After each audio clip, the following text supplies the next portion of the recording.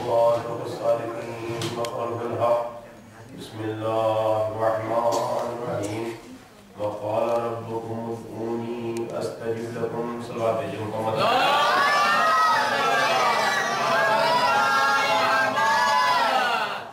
سورہ غافر جو قرآن کا 40واں سورہ ہے،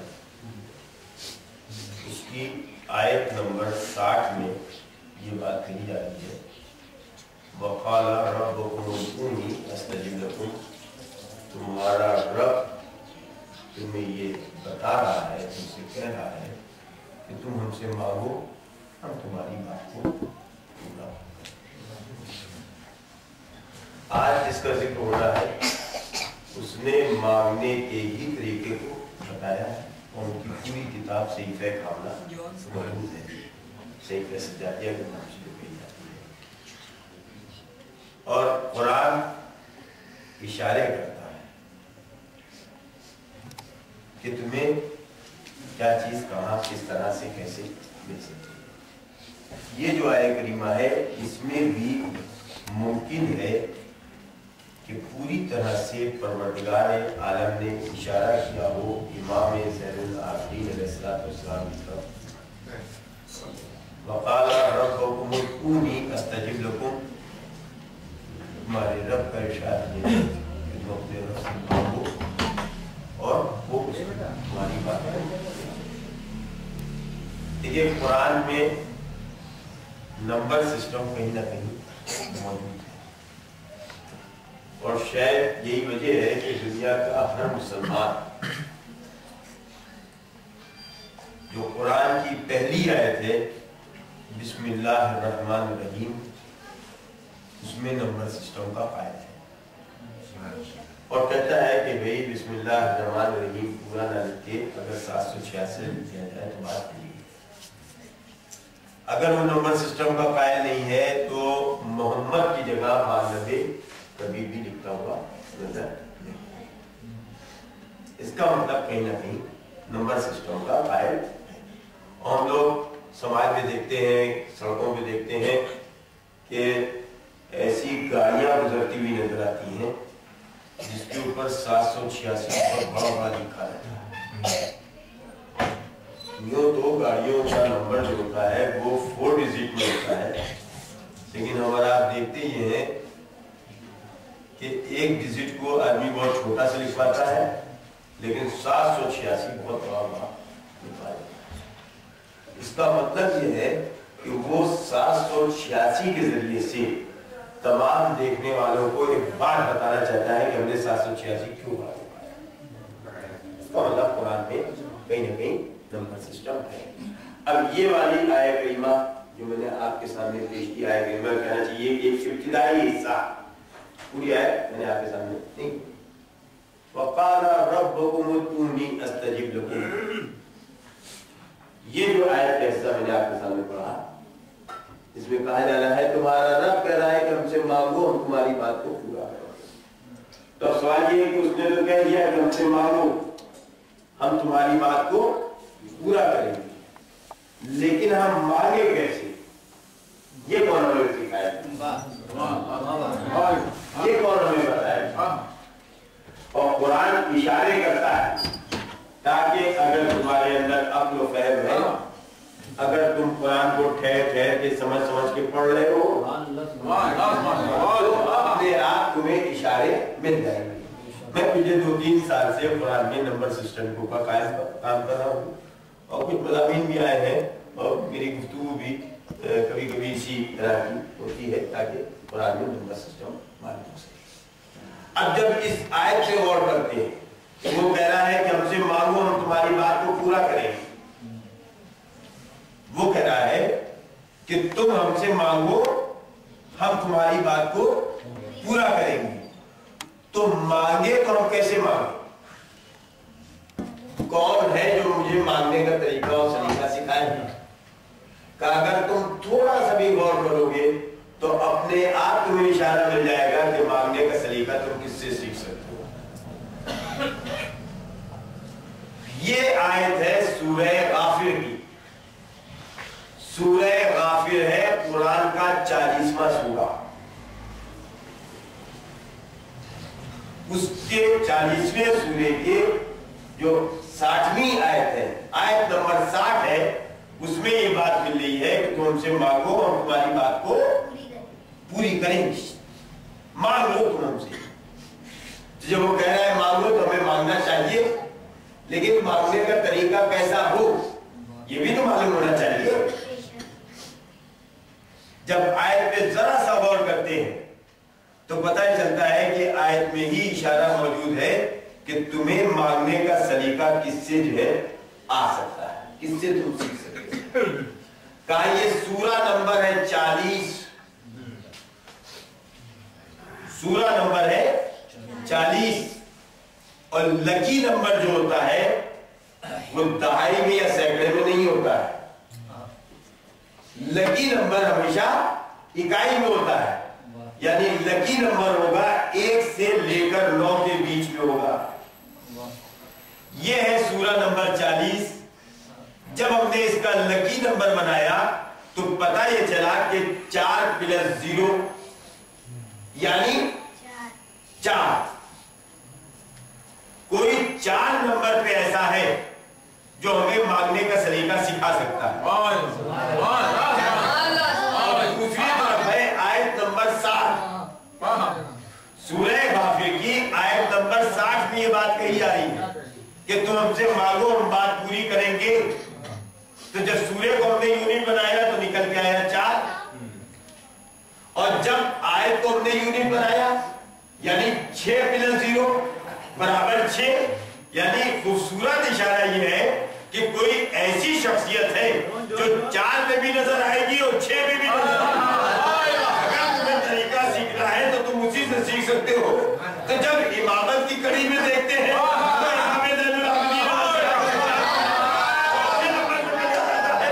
جب معصومیت کی کڑی میں دیکھتے ہیں تو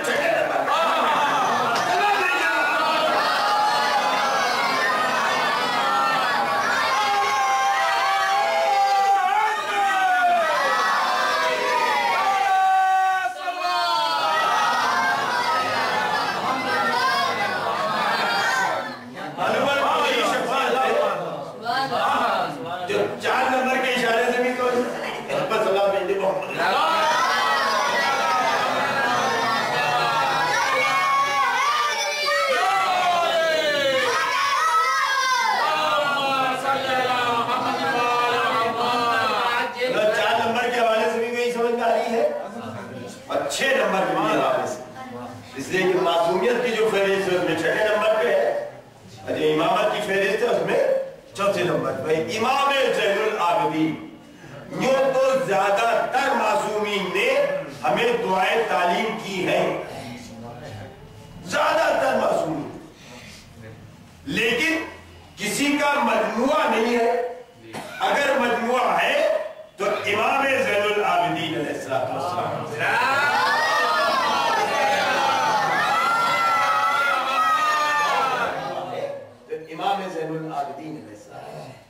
گویا اگر مانگنے کا سلیقہ سیکھنا ہے تو ہمیں امام زین العابدین کی چوکھٹ پر جا کے جبھی کو جھکانا پڑے گا، ان سے طریقہ سیکھنا پڑے گا کہ آخر مانگنے کا طریقہ کیا ہے۔ اور یہی معصومین وہ ہے جنہوں نے بتایا ہے کہ اے وہ جو بہت جلدی راضی ہو جانے والا، یعنی خدا کو مخاطب کر دو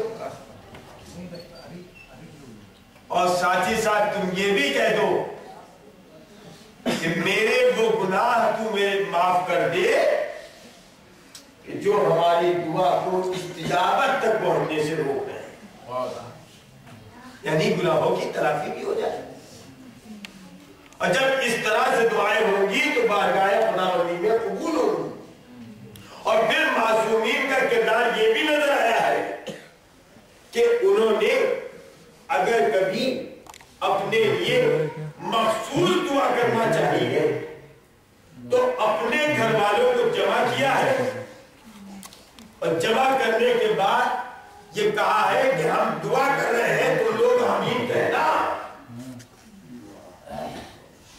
زندہ مثال کربلا کے حوالے سے اگر دیکھی جائے تو جناب زینب کی تم لوگ آؤ، ہم وقت دعا کر رہے ہیں، تم لوگ آمین کہنا۔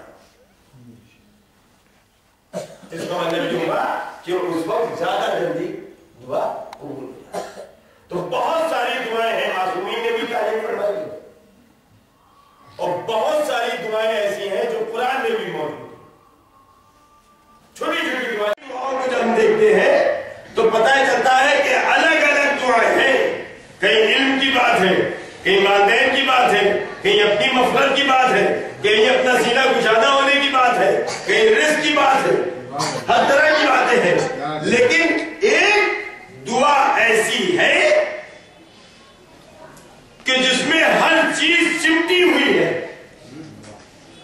جس کو ہم لوگ اکثر کبھی نماز کے بعد پڑھ لیا کرتے ہیں، اور ہم میں سے اکثر لوگ قنوت میں پڑھتے ہیں۔ قنوت میں کہتے ہیں ربنا آتنا فی الدنیا حسنۃ وفی الآخرۃ حسنۃ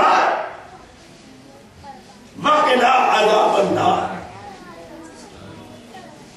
پڑھتے بہت سارے لوگ بھی یاد بھی ہوگی، بہت ساری دعائیں پڑھتے ہیں۔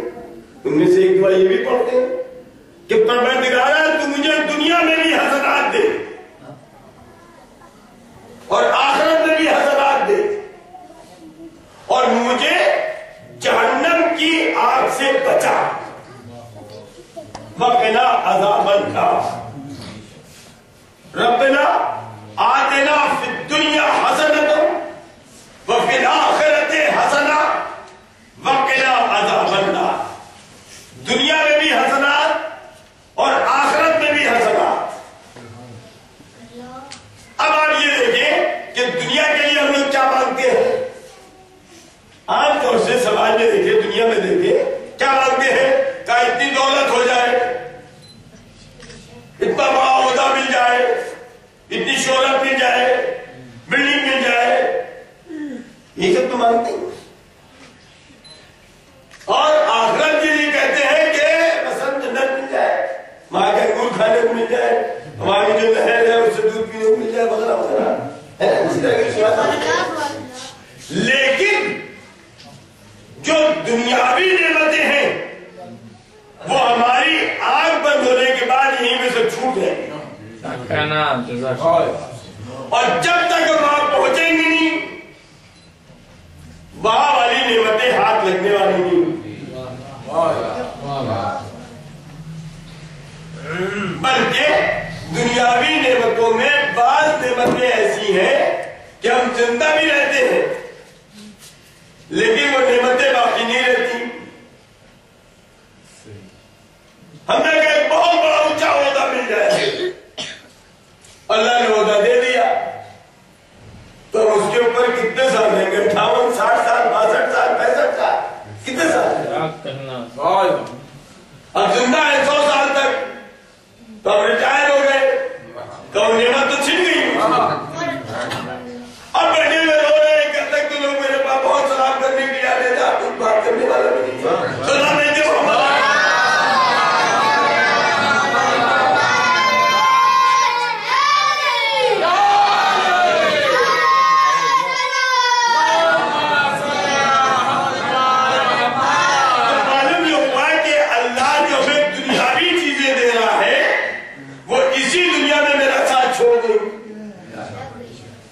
اور وہاں والی اس وقت تک مل نہیں سکتی جب تک کہ ہم وہاں پہنچے نہیں۔ اور قرآن یہ کہہ رہا ہے ربنا آتنا فی الدنیا حسنۃ وفی الآخرۃ حسنۃ وقنا عذاب النار۔ گویا کچھ نعمتیں ایسی ہیں جو دنیا میں بھی کام آتی ہیں اور آخرت میں بھی کام آتی ہیں، اور وہ ایسی نعمتیں ہیں جو جہنم کی آگ سے بچا لیتی ہیں۔ ان نعمتوں کو اگر تلاش کر لیا جائے تو بھی انسان پریشان نہیں ہوگا۔ آخر وہ ہے کون سی نعمتیں؟ ربنا آتنا فی الدنیا حسنۃ وفی الآخرۃ حسنۃ وقنا عذاب النار۔ اب اس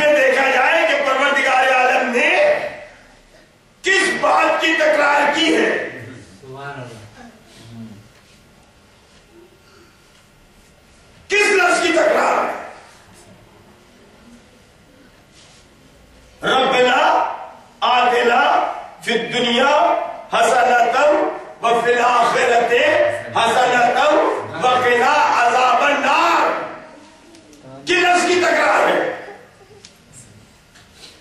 یہ جواب آیا نا کہ حسنہ کی تکرار ہے.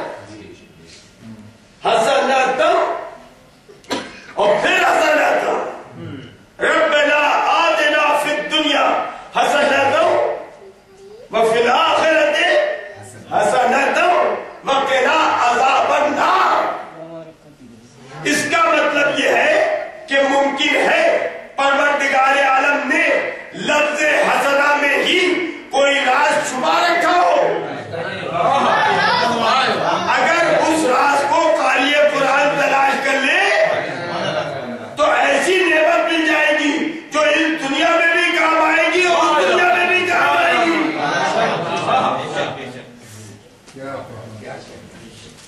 اس نعمت کو تلاش کر دیا جائے کہ آخر کون سی چیز. مطلب یہ ہے کہ اسی لفظ حسنہ میں جس کی تکرار ہو رہی ہے دنیا میں بھی حسنہ ہے آخرت میں بھی حسنہ ہے. اس کا مطلب یہ ہوا کہ حسنہ میں ہی کوئی راز چھپا ہوا ہے. اس راز کو تلاش کیا جائے. اور اگر کوئی سائنٹیفک راز مل جاتا ہے کوئی میتھمیٹیکل راز مل جاتا ہے تو اس کا کوئی انکار نہیں کرتا. ہر ایک کہتا ہے آج یہ بات صحیح ہے. اسی لیے ہم دھیرے دھیرے قرآن میں نمبر سسٹم کے قائل ہوتے جا رہے ہیں. دنیا تو 786 کہی رہی ہے بسم اللہ الرحمن الرحیم, لیکن بڑے خوبصورت راز اس نمبر سسٹم کے ذریعے سے قرآن میں چھپے ہوئے ہیں. جیسے 4 اور 6 والا بھی سامنے آیا. اب اس لفظ حسنہ کو دیکھتے ہیں جس میں حروف استعمال ہوئے ہیں ہے سین نون اور تائے تانیث. تائے تانیث گل تائے تانیث. حسناتم حسناتم تے کے بعد ہے نا ہے سین نون اور تے. اب علم العادات کے ذریعے سے اس کے عادات نکالے جائیں کیونکہ دنیا میں بھی حسنہ ہے اور آخرت میں بھی حسنہ ہے. کوئی ایسی کامن چیز ہے جو دنیا میں بھی کام آتی ہے اور آخرت میں بھی کام آتی ہے. کے عدد ہوتے ہیں 8. دیکھیے میتھمیٹکس کا معاملہ یہ ہے کہ چاہے بچہ جو گھٹائی کرے یا بڑا بوڑھا استعمال کرے, ٹاپ میتھمیٹیشین ہو, وہ اگر فارمولا صحیح لگانا ہے اسٹیپ بائی اسٹیپ بات چل رہی ہے تو آنسر صحیح آتا ہے.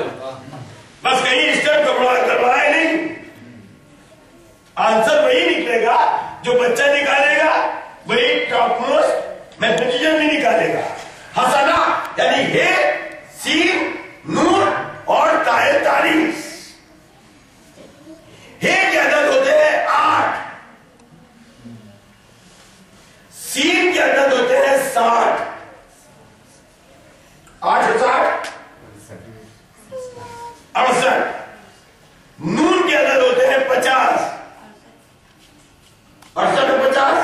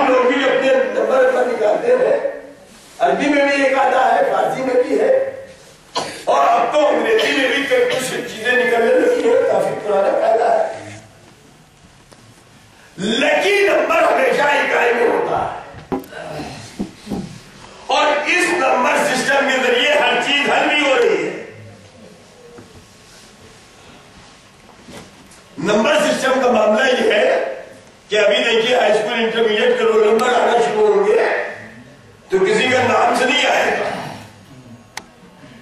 وہ صرف نمبر دے دیا جائے گا، رول نمبر سسٹم اسی لیے ہوتا ہے۔ فون کے اندر موبائل رکھے ہوئے ہیں، اس میں بھی نمبر سسٹم ہے،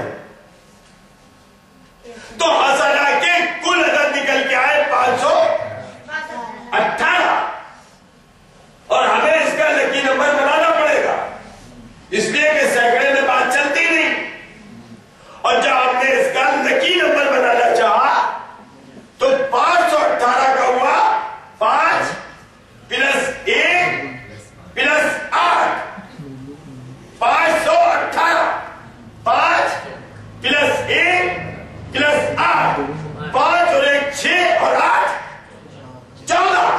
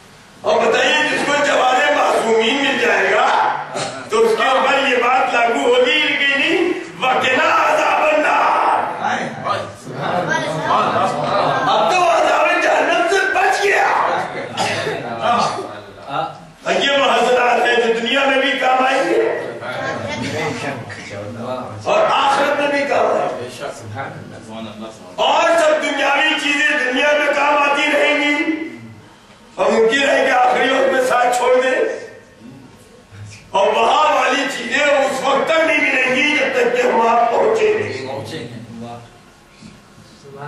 اب قرآن دعا کی تعلیم دے رہا ہے، ربنا آتنا فی الدنیا حسنۃ وفی الآخرۃ حسنۃ۔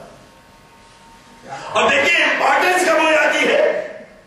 کا امپورٹنس اس وقت ہوتی ہے جب کوئی بات مرکز سے آ رہی ہے، سینٹر سے اگر کوئی بات آ رہی ہو تو زیادہ امپورٹنٹ ہوتی ہے۔ کوئی قانون یو پی گورنمنٹ اگر بنائے تو صرف یو پی میں لاگو ہوگا، بہار میں، مدھیہ پردیش میں، آندھرا پردیش میں، پنجاب میں کہیں اور نہیں لاگو ہوگا۔ کہاں لاگو ہوگا؟ کہاں جس صوبے نے وہ قانون بنایا ہے وہ وہیں لاگو ہوگا، اور کوئی قانون وہاں کی گورنمنٹ بنا رہی تو وہاں پہ لاگو ہوگا، یہاں بھی لاگو ہوگا۔ ہوتا ہے کہ نہیں ہوتا؟ کشمیر میں جو بات بن رہی ہے کشمیر میں لاگو ہوگی، یہاں تھوڑی لاگو ہوگی۔ لیکن اگر کوئی بات مرکز میں بن رہی ہو، دلی میں پارلیمنٹ میں اگر کوئی بات بن رہی ہو، کوئی قانون پاس ہو رہا ہو، وہ کہاں لاگو ہوگا؟ کہا اب وہ پورے ہندوستان میں لاگو ہوگا۔ اب کوئی صوبہ یہ نہیں کہے گا کہ بھائی کو لاگو ہوگا، بھائی کو نہیں لاگو ہوگا، کیونکہ بات مرکز سے چل رہی ہے نا۔ اور یہ جو دعا ہے ربنا آتنا فی الدنیا حسنۃ وفی الآخرۃ حسنۃ وقنا عذاب النار، مسلمانوں کو کہاں سکھائی جاتی ہے؟ لیکن سکھائی کہاں ہے؟ مسلمانوں کا مرکز کہاں ہے؟ کہا مسلمانوں کا مرکز ہے خانہ کعبہ۔ تمہارا کیا ہوتا ہے؟ کہا زندگی میں ایک بار حج کے اوپر جایا جاتا، اچھا پھر کیا ہوتا ہے؟ کیا کیا پڑھنا ہوتا ہے، کیا کیا کرنا ہوتا ہے؟ آپ کچھ بھی نہ پڑھیے تب بھی آپ کا حج ہو جائے گا۔ اتنی آسان عبادت ہے،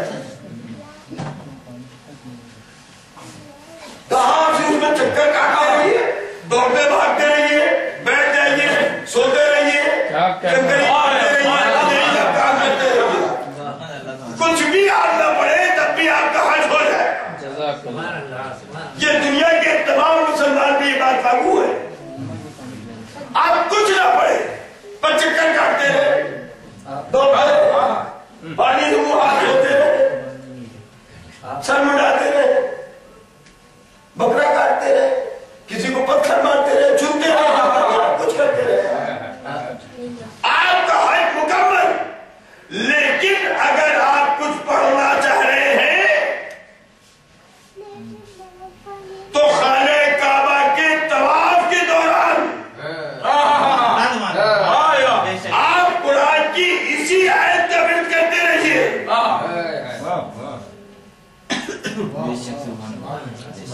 دنیا کا تمام مسلمان جب خانہ کعبہ کا ورد کر رہا ہوتا ہے, جن لوگوں نے حج کر لیا ہے وہ لوگ تصورات میں وہاں پہنچ چکے ہوں گے, لیکن جنہوں نے ابھی نہیں کیا پروردگار عالم جلد از جلد موقع دے جائے اور خانہ کعبہ کا طواف کریں.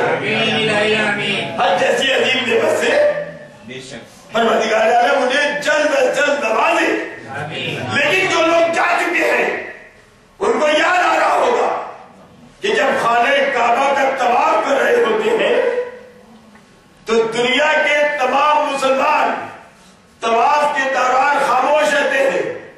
لیکن اگر انہیں کچھ سکھایا گیا ہے, کچھ بتایا گیا ہے, تو یہ بتایا گیا ہے کہ تم اس آیت کا ورد کر سکتے ہو, لیکن کہاں سے کہاں تک کرو گے یہ بھی قید لگا دی گئی ہے.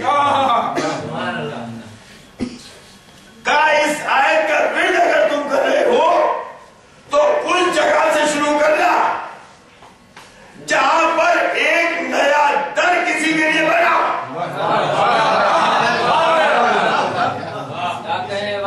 اور وہاں تک پڑھتے ہوئے آنا جہاں میں حجر اسود ہے. اب اس کے آگے پھر پڑھنے کی ضرورت نہیں ہے.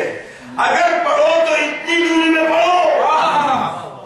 ممکن ہے پروردگار عالم نے تمام مسلمانوں کے ذہن کو متوجہ کیا ہو. اگر دنیا و آخرت میں کچھ حسنات چاہتے ہو تو اس در کے حوالے سے سیکھو.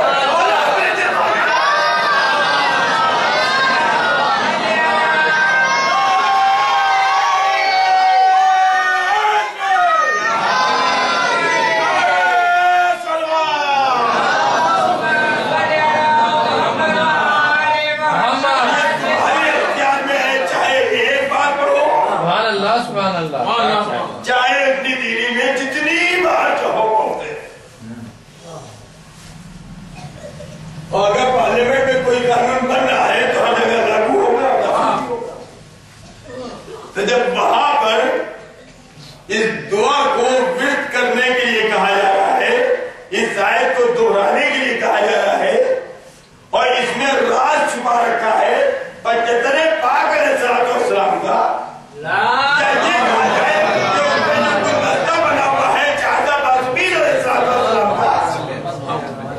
جب ان کی طرف متوجہ کیا جا رہا ہے تو دنیا کے ہر مسلمان کو چاہیے کہ انہی حسنات کو دنیا کے لیے بھی اختیار کر لے اور آخرت کے لیے.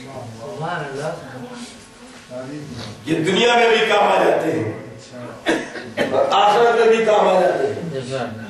یہ تو اس وقت بھی کام آ جاتے ہیں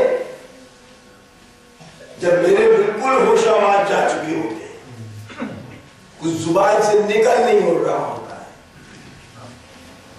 تب بھی یہ میری مدد کے لیے تیار ہے. حتیٰ کہ کوئی دوسرا ہماری طرف سے کہہ دیتا ہے کچھ, تب بھی یہ ہماری مدد کر دیا کرتے ہیں.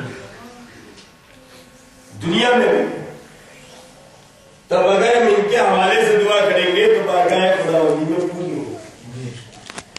اور تاریخ ہمیں بتاتی بھی ہے کہ جتنے نبیوں کو اگر کبھی ضرورت محسوس ہوئی ہے دعا کرنے کی تو انہوں نے انہی لوگوں کا واسطہ دیا ہے.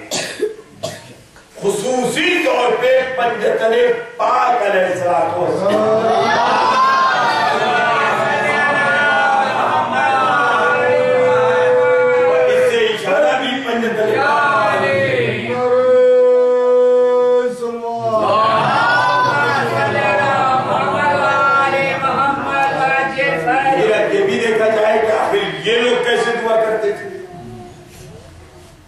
تو ان لوگوں کی دعا کا طریقہ یہ سمجھ میں آتا ہے کہ جب ضرورت محسوس ہوئی بارگاہ خداوندی میں ہاتھ بلند کرنا ہے، انہوں نے مصلی بچھایا، نماز ادا کی، بارگاہ خداوندی میں ہاتھ اٹھا دیے اور بات پوری۔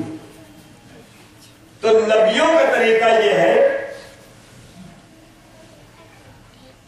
کہ وہ ان کے حوالے سے دعا کرتے ہیں، اور ان کا طریقہ یہ ہے کہ بارگاہ خداوندی میں سجدہ کرتے ہیں تو دعا کرتے ہیں۔ تو اگر یہ دونوں چیزیں جمع ہو جائیں تو کتنا اچھا ہوگا۔ اور پھر ہم لوگوں کی دعا تو اس لیے بھی جلد قبول ہو جاتی ہے کہ ہم لوگ جن کے حوالے سے گفتگو کرتے ہیں، جن کے حوالے سے بارگاہ خداوندی تک اپنی بات پہنچاتے ہیں، وہ تو اکثر ذکر حسین کے طفیل میں ہمارے ساتھی ادھر ادھر کہیں بیٹھے ہوتے ہیں۔ کہیں جس فرش کے اوپر جناب فاطمہ زہرا آ جائے،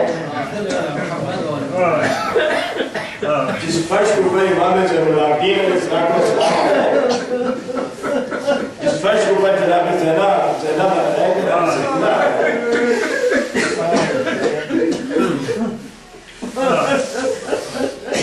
اگر اس فرش پہ بیٹھ کے ہم دعا کر رہے ہو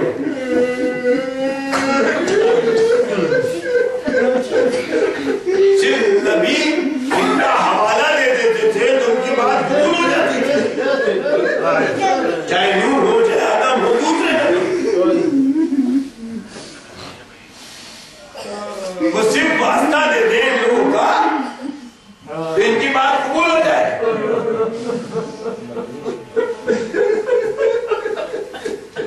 جب یہ لوگ اسی فرش پہ بیٹھے تھے اور انہوں نے ہمیں طریقہ بھی بتایا ہے،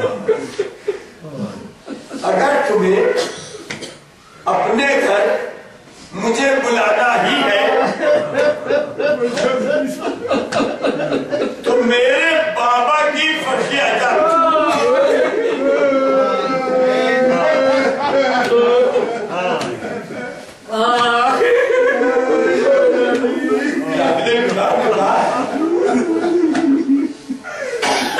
عجیب بات ہے، ان کو بیمار کرتے ہیں، لیکن اس میں بھی راز چھپا ہوا ہے کہ آخر انہیں بیمار کیا جائے۔ کربلا ہی سے زندہ ہے، اس لیے کہ جب بیمار اور کربلا کی عدد کو دیکھا جاتا ہے یعنی کربلا کو زندہ کرنے والی شخصیت کا نام ہے امام زین العابدین۔ میں بتائیے یہی تو ہوتا تھا کہ امام آ رہے ہیں، لوگ اپنے کٹے ہوئے جانوروں کو کپڑے ڈال رہے ہیں،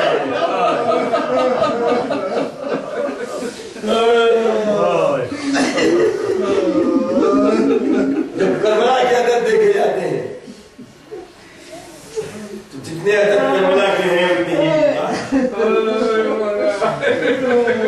بے میم الف رے کاف رے بے لام الف، دونوں میں 5 حروف ہیں، کاف کے 20 ہوتے ہیں، رے کے 200 ہوتے ہیں 220، بے کے 2 ہوتے ہیں 222، لام کے 30 ہوتے ہیں 252، الف کا 1 ہوتا ہے 253۔ کربلا کے کل عدد ہے 253، اور بیمار کے بھی 253۔ بے کے 2 ہوتے ہیں، یہ کے 10 ہوتے ہیں 12، میم کے 40 ہوتے ہیں 52، الف کا 1 ہوتا ہے 53، اور رے کے 200 ہوتے ہیں 253۔ کربلا کے بھی اتنی عدد ہے اور بیمار کے بھی اتنی عدد ہے۔ گویا کربلا کو زندہ کرنے والی شخصیت کا نام ہے علی امام، جنہیں سید الصالحین جنہیں زین العابدین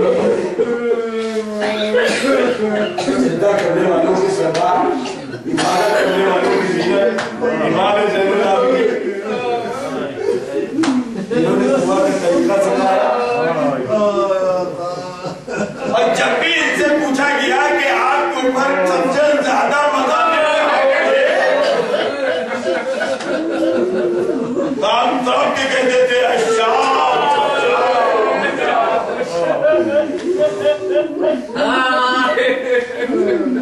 بظاہر یہ سمجھ میں آئے گا کہ روزے عاشوراء جتنے مظالم کھائے گئے، جتنے مسائب پڑے ہیں، جب آپ کا سایہ بھی سر سے اٹھ گیا، بھائی بھی ساتھ چھوڑ گیا، بظاہر لگ رہا ہے کہ کربلا میں زیادہ مظالم پڑے، لیکن امام سید سجاد کہہ رہے ہیں الشام، اور وہ بھی ایک بات نہیں بلکہ 3 بار ٹکرا رہے ہیں الشام الشام الشام۔ شاید ان کے پیچھے راضی ہو کہ ماں بہنیں اور پپیاں ہم بازار میں لے کے اندر غریبی ہے، اور ظالم یہ کہہ رہا ہے کہ انہیں اسی طرح دربار میں داخل کیا جائے گا۔ کچھ ایسا ہی منظر تھا، ایسا ہی وقت تھا کہ جناب زینب نے کہا اے ام کلثوم، اے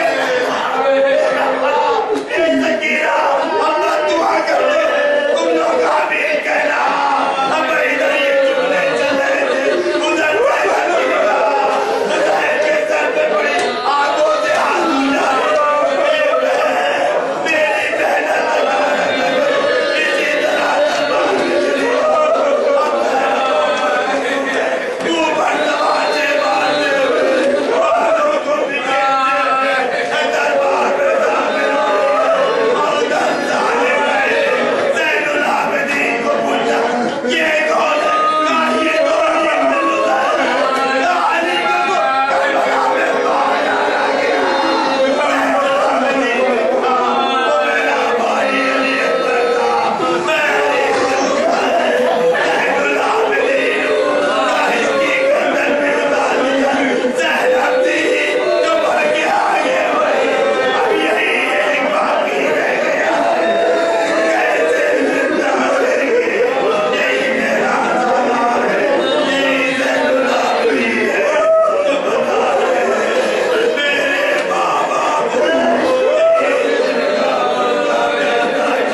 ڈالا گیا۔ اگر کسی نے کہا آپ کب تک